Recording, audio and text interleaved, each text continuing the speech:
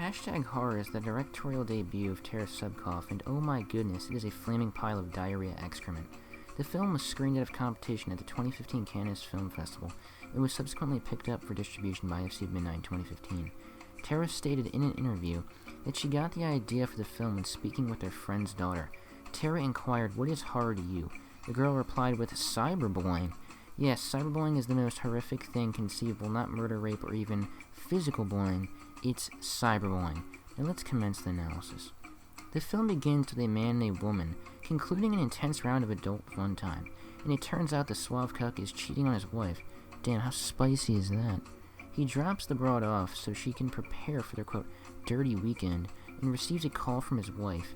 He fabricates a story that he won't be home until Monday because he has to catch a flight to check out a new artist. I guess this douche is an art advisor? His wife is understandably disgruntled by the news because it's their anniversary. You have 52 weekends in a year to infiltrate other women's butt cheeks. Out of all of those weekends, you choose you and your wife's wedding anniversary. What a moronic douche.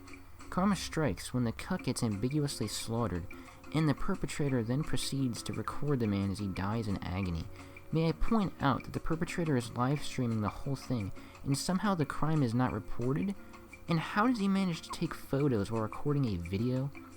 Then we are greeted with this utterly egregious and wince-inducing intro. It literally appears as if they acquired all of these images off of Google Images and tasked a 12-year-old to construct the intro in Windows Movie Maker. Wow, this is really hip and modern and impeccably depicts modern society. I mean, seriously, this is absolutely incredible. Like, hashtag, I want to die. I'm good. Pull over here. We're still 2 houses away. In this neighborhood, that could be miles. I'll drive you to the door. I'm fine. Really. You're embarrassed of me, aren't you? Mom, these girls would die if they saw me in this car. You used to love this old turd. Make me feel bad. Just remember, money can't buy happiness. It's usually just more problems. How would you know?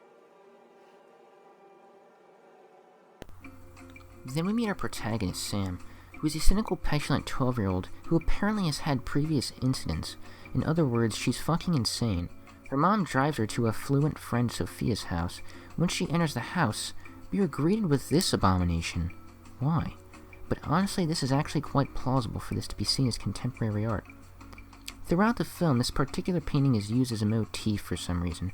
Numerous pieces of art, if you can consider them that, can be seen morphing throughout the film, but it is too nebulous to clarify whether or not it's the character's perceptions or it's actually the house itself. I'll have a better theory. Maybe the creators of the film are inept film creators and got super high on LSD before creating the film. Yeah, that makes a lot more sense. We then meet Sam's friends, who as well seem to be spoiled ingrates. One of the friends then presents Sam with a cigarette. Holy shit, this director is out of touch. What 12-year-old smokes cigarettes? And the better question is, how does a 12-year-old acquire cigarettes? We then get acquainted with Kat, who gets reprimanded by her father, Dr. White, played by Timothy Hutton, who presents the audience with a very Nick Cage-esque performance, because apparently she has been bullying other girls? The movie does an atrocious job at actually explaining why he is so displeased with her, and that is a major dilemma throughout the entire film. It's immensely ambiguous, and things just seem to arbitrarily happen. And oh, did I mention the girl is also clinically insane?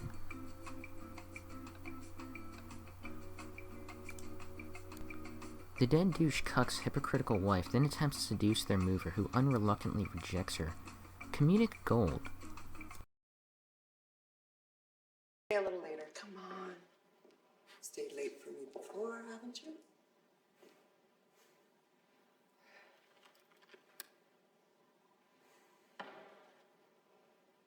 Alex, I'll see you on Monday. What day's today? It's Friday. Monday's too far away, Ted. Well, see you then.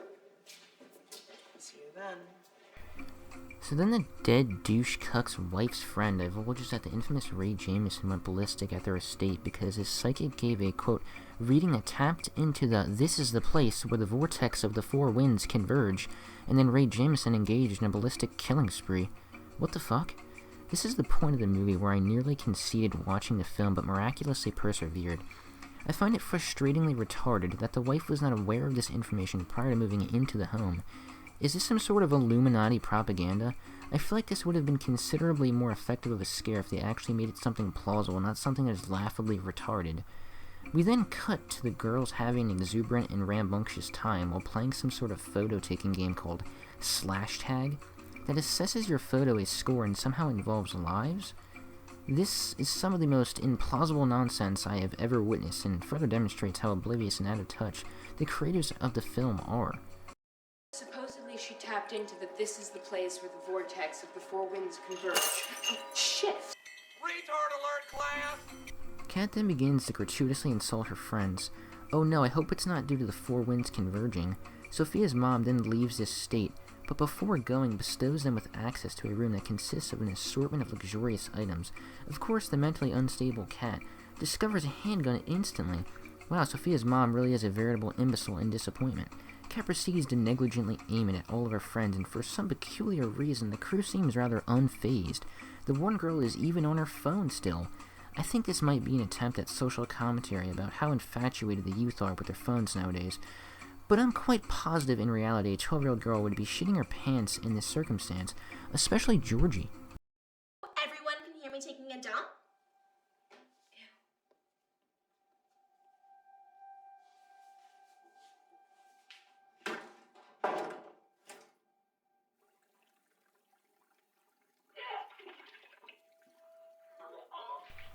The group then begins to harshly berate Georgie on account of her obesity. I mean, but she really is trying her hardest to lose weight. You guys are being really harsh. I do exercise, okay? I walk to school every day and I walk home. Whoa, yes. The group then agrees that Kat's chastisement is too harsh, and they kick her out of the house and she begins to run through the woods. I understand these girls are 12, but the acting is unprecedentedly abysmal. I mean, this might even be up there with Troll 2. They're eating her! And then they're going to eat me! Oh my god! Pretty sure that's physically impossible to type these messages this fast. The girls then continue to have an unsupervised, wild and crazy time. The presumed killer from the beginning of the film then proceeds to covertly record the girls, and once again he's live streaming the footage. Really bizarre people don't report this kind of stuff. They then agree on locking up their phones until Sophia's mom gets home because Georgie is being cyberbullied. How inconspicuous. There's absolutely no way they would have spotted you. It's not like you're standing directly in front of them with no obscurity or anything. They then casually agree to get intoxicated because that's what 12-year-olds do nowadays. And no, did I mention it's straight vodka? They're like real life zombies. Hate them.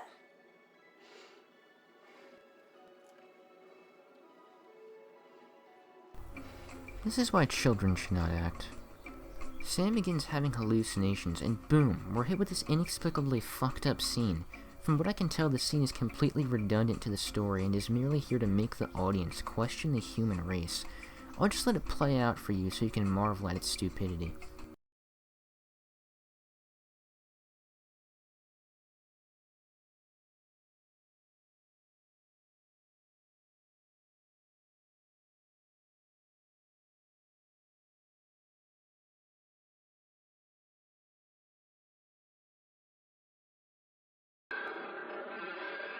This isn't my world.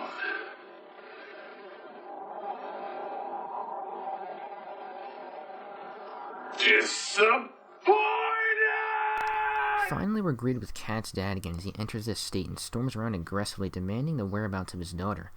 Nick Cage, anyone? Call me! I gotta come and pick her up! All you care about is yourselves, right? It's easier that way, right? It's fucking easier that way! Do you give a shit about anyone? This hers?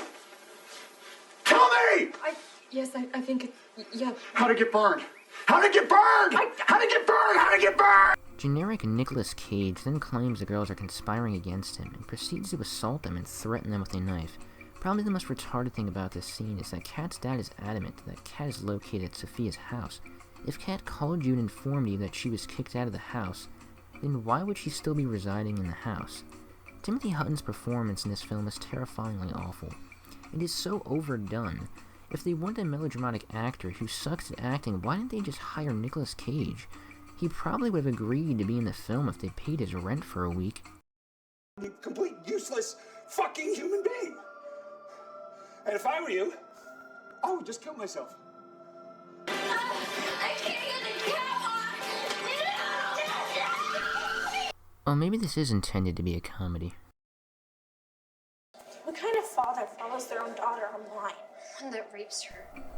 Apparently he rapes his own daughter. You suspect that your friend is being raped by her father, and you don't feel obligated to perhaps tell an adult or the authorities about this? Wow. Kat then returns with the news that she just discovered the vehicle from the beginning of the movie, and surprisingly no one believes her because she's insane. What a trite story trope. Kat's dad then gifts the audience for another impeccable performance. Just watch. Wait, what are you doing? Have kicked Catherine out of the house. That's what's going on now, okay? Now I can't find her anywhere. She's not at my house, she's not at yours, and I'm concerned! Sam experiences more hallucinations, and Kat's dad goes on a mad rampage through the woods in an attempt to find his daughter. It never really explains in the movie if all these people are coincidentally insane, or if it has to do with the convergence of the four winds. Sophia then discovers her deceased douche-cup dad in his Ferrari and attempts to use his phone to contact her mom, but of course, she's conveniently upset at her husband, so she hangs up. But why does she not just call 911? I mean, come on, it's so painfully obvious. Then Ava abruptly gets slaughtered. Then these two start quarreling and it's hilarious. And then both get slaughtered shortly after. Skinny, dyke, bitch.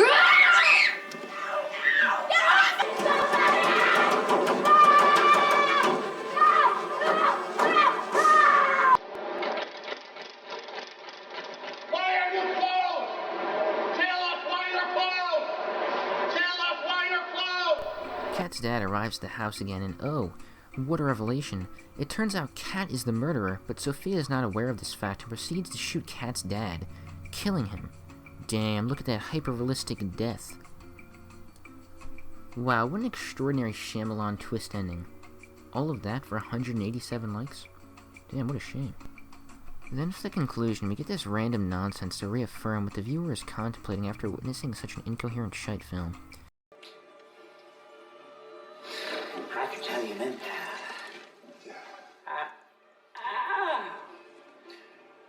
You're gonna be my friend.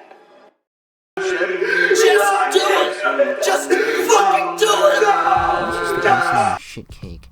It's difficult for me to even consider this film a film, because it is essentially fundamentally flawed in every aspect. The acting is atrocious, particularly Kat's dad, Dr. White's performance, which rivals that of Nick Cage. The plot is immensely convoluted and is vapid and boring. There's also no message to be learned here. The director stated that she was inspired to direct this film based off the fact that her best friend's daughter disclosed to her that she was cyberbullied. If this film was intended to crusade against cyberbullying, it did a miserable job, because about 95% of the bullying that transpired in the movie wasn't even cyberbullying. If anything, this film trivializes cyberbullying and makes it look like a joke. The only relatively redeeming quality of this film is when the girls bully each other, because it is occasionally hilarious. But other than that unintentional quality, the movie is just total fodder trash.